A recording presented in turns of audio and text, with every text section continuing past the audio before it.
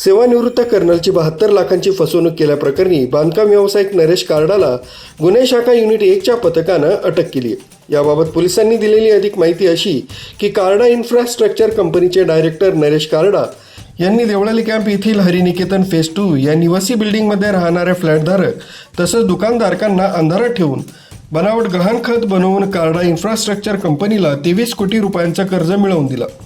हा प्रकार नरेश कार्डानं कॅप्री ग्लोबल कंपनीचे डायरेक्टर यांच्यासोबत संगनमतानं केला। कार्डानं कॅप्री ग्लोबलच्या डायरेक्टर यांच्यासोबत मिळून कर्ज देण्याच्या आधी फ्लॅट धारकांना अंधारात ठेवून हरिनिकेतन फेज 2 गहाण ठेवून 23 कोटी रुपयांचा लाभ घेतला। नरेश कार्डानं फिर्यादी निवृत्त कर्नल विक्रम दिलीप कुमार आदित्य यांच्याकडून चेकद्वारे 72,01,920 रुपये स्वीकारले होते।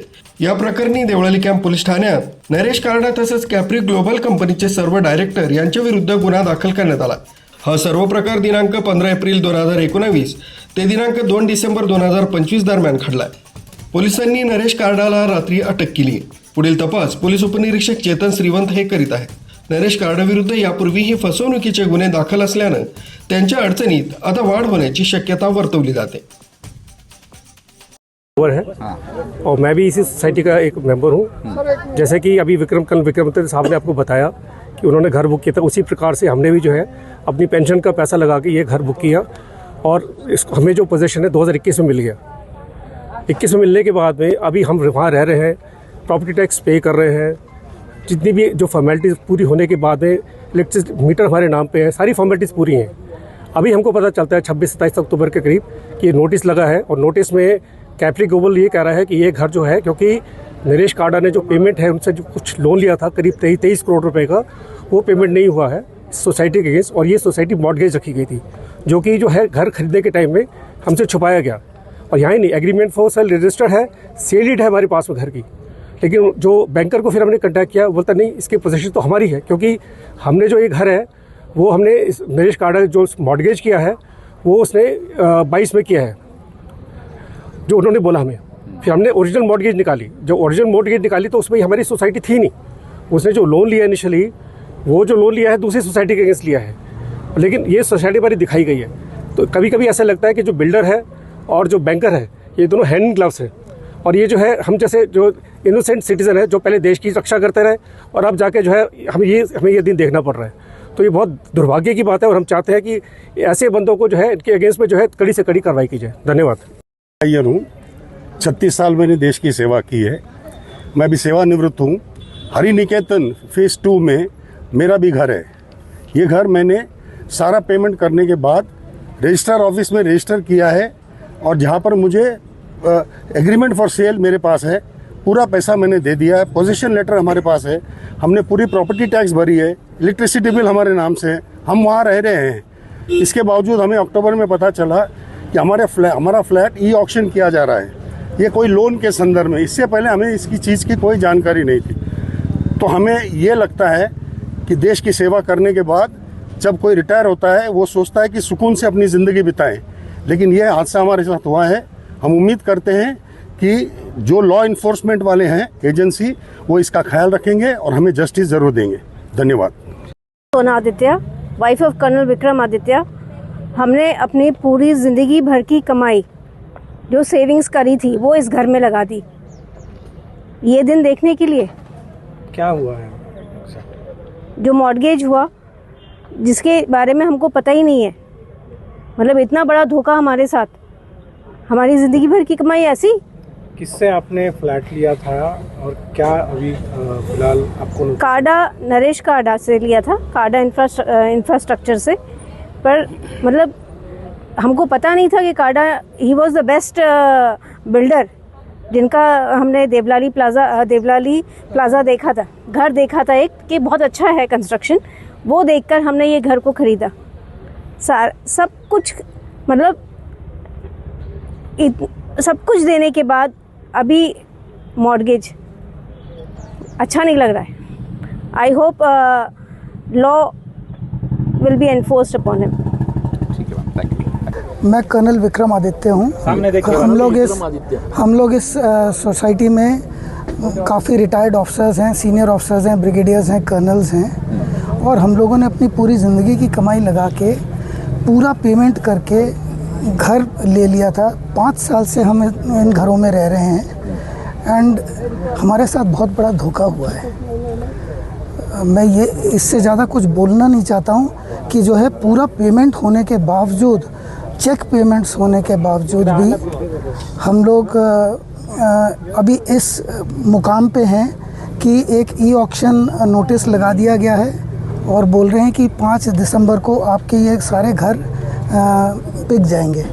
तो हम लोग कहाँ जाएंगे? सर, आपने कब घर खरीदा था, किससे खरीदा था और एग्जैक्ट अभी क्या हुआ? हमने काडा इंफ्रास्ट्रक्चर से, नरेश काडा से ये घर अप्रैल 2019 में बुक किया था और मई 2019 में 70 लाख का पूरा पेमेंट हो गया था और हमको पोजीशन मिल गया इस घर का, क्योंकि घर उस समय कंप्लीट नहीं हुआ था। जैसे ही घर तकरीबन कंप्लीट हुआ हमको पोजीशन 11 नवंबर 2020 को मिल गया और तब से हम लोग इस घर में रह रहे हैं। और ऐसा मतलब हुआ है कि अभी हम लोगों के पास बोलने के लिए कुछ नहीं है। सर, हम लोग लॉ अबाइडिंग सिटीजन्स हैं, हम लोग मतलब रास्ते पे नहीं आते कहीं पे। तो जो है उस ओर से हमें लगता है कि हमारे साथ बहुत ज़्यादा धोखा हो गया। एग्जैक्ट क्या हुआ है आपके साथ, मतलब जो धोखा हुआ एग्जैक्ट क्या हुआ कि हम लोगों को 26 अक्टूबर को मैं अपने घर के सीढ़ी से नीचे उतर रहा था। उस समय राइट साइड पे दीवार पे कुछ कागज़ चिपके हुए मिले, तो उसको जब देखा तो वो उस पर लिखा हुआ था ई ऑक्शन नोटिस, और ई ऑक्शन नोटिस में मेरा घर भी शामिल था और साथ में ऐसे 21 घर और 3 शॉप्स भी थे।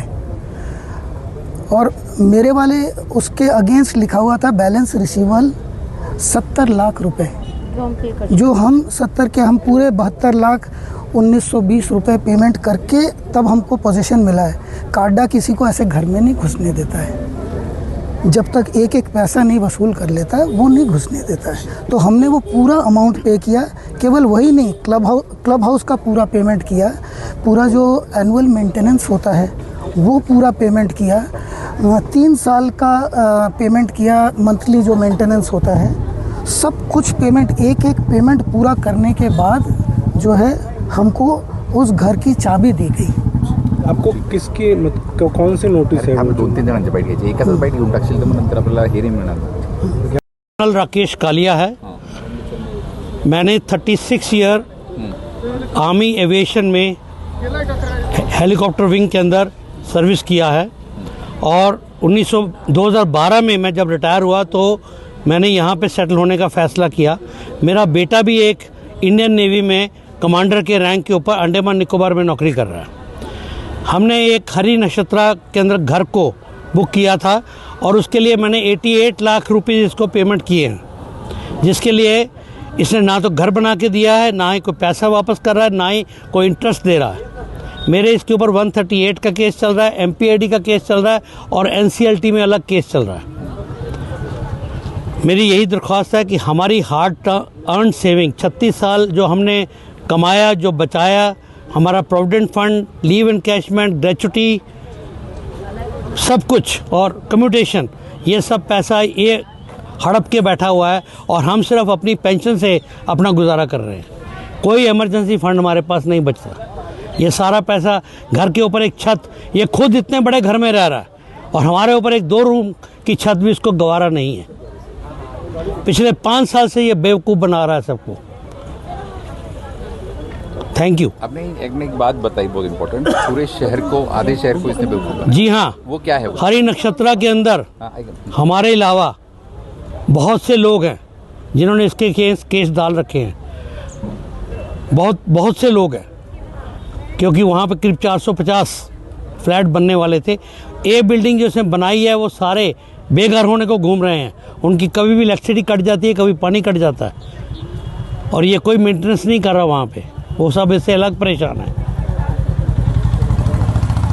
आपकी क्या मांग है अभी? क्या इस पे हमारी मांग है कि हमारा पैसा हमको वापस दिलवाया जाए या जो यूनिट हमने बुक किया था वो हमें मिले। हो गए 7 साल हो गए हैं। 2018 में मैंने ये यूनिट बुक किया था, फुल पेमेंट करने के बाद यूनिट का पूरा पेमेंट किया है मैंने, कोई इंस्टॉलमेंट बाकी नहीं है अभी। News bureau MN Bharat Nashik.